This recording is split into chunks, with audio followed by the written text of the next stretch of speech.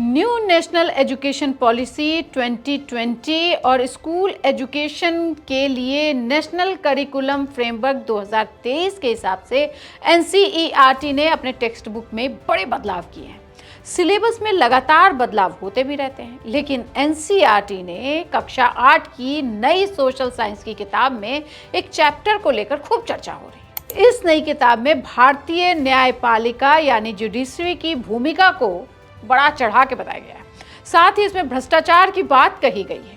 किताब में लिखा गया है कि हमारे जुडिशियल सिस्टम में अलग अलग स्तरों पर भ्रष्टाचार एक बहुत बड़ी समस्या है। वैसे भ्रष्टाचार सिर्फ जुडिशरी की समस्या नहीं है, ये तो बाबुओं से लेकर नेताओं तक में व्याप्त है।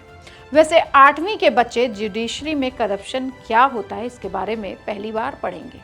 इस चैप्टर में सुप्रीम कोर्ट के 81,000 हाई कोर्ट्स के 62,40,000 डिस्ट्रिक्ट और सब कोऑर्डिनेट के 4,70,00,000 पेंडिंग केस की संख्या भी बताई गई है। यह पिछले एडिशन के मुकाबले एक बड़ा बदलाव है।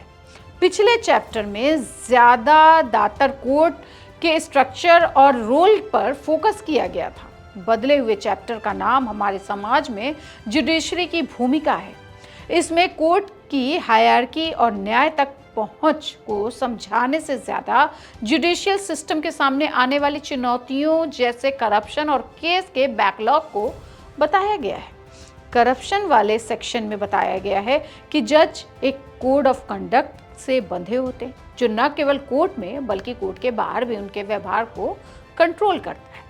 जुडिशरी के अंदरूनी अकाउंटेबिलिटी सिस्टम को भी समझाया गया है। Centralised public grievance redress and monitoring system, जिसे हम CPGRAMS के जरिए शिकायतें लेने के तय तरीके भी बताए गए हैं। किताब में सिस्टम के जरिए 2017 और 2021 के बीच 1600 से ज़्यादा शिकायतें मिली, इसकी बात की है। किताब में गंभीर मामलों में जजों को हटाने संवैधानिक नियम के बारे में भी बताया गया है कि पार्लियामेंट इम्पीचमेंट मोशन पास करके जज को हटा सकती। बच्चे पढ़ेंगे कि ऐसे मोशन में सही जांच के बाद ही विचार किया जाता है। इस दौरान जज को मामले में अपना पक्ष रखने का पूरा मौका दिया जाता है। चैप्टर काफ़ी इंटरेस्टिंग है। लोग जुडिशरी के अलग अलग लेवल पर करप्शन का सामना कर रहे हैं, इसके बारे में बताया गया है। गरीबों और ज़रूरतमंदों की न्याय तक पहुंच की समस्या और बिगड़ सकती है, इसकी बात भी की गई है। यह भी बताया गया है कि राज्य और केंद्र ट्रांसपेरेंसी और पब्लिक ट्रस्ट को मजबूत करने की कोशिशें कर रही हैं, लेकिन कामयाब नहीं है। इसमें टेक्नोलॉजी का इस्तेमाल और करप्शन के मामलों के खिलाफ फास्ट एक्शन लेना भी शामिल किया गया है। किताब में पूर्व CJI BR गवई का जिक्र किया गया है। इसकी वजह यह है कि उन्होंने जुलाई 2025 में कहा था कि जुडिशरी के अंदर करप्शन और गलत कामों के मामलों का पब्लिक ट्रस्ट पर बुरा असर पड़ता है। उन्होंने ये भी कहा था कि हालांकि इस ट्रस्ट को फिर से बनाने का रास्ता इन मुद्दों को सुलझाने के लिए उठाए गए तेज, निर्णायक और ट्रांसपेरेंट एक्शन में छुपा हुआ है। ट्रांसपेरेंसी और अकाउंटेबिलिटी डेमोक्रेटिक गुण है, ये बात गवई साहब ने कही थी।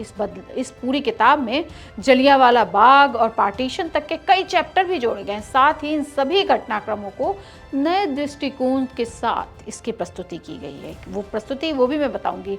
नई किताब में स्वामी विवेकानंद, बिरसा मुंडा, काला पानी, कूका आंदोलन, पाइका आंदोलन के बारे में भी पढ़ाया जाएगा। किताब में कई बदलावों पर एनसीईआरटी के डायरेक्टर ने यह भी बताया कि पुरानी कुछ गलतियां भी सुधारी गई हैं।